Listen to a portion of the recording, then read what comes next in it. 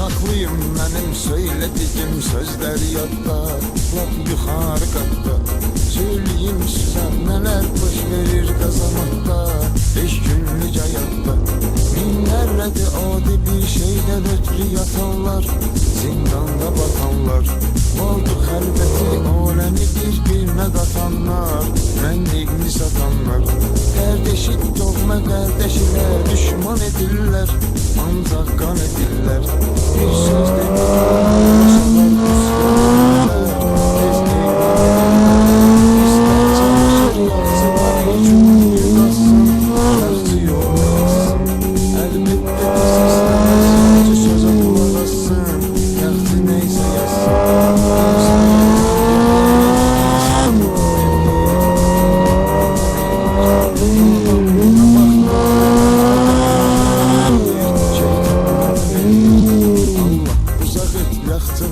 mərdi məzardan, hər dərdi qopardan. Çaqqalda ürküsər daşıydan canavardan, düzgün xətəkardan.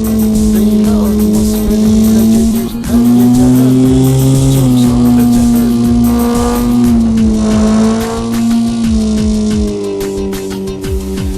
Dolu.biz Baxmır da bu haqsızlığa nifrət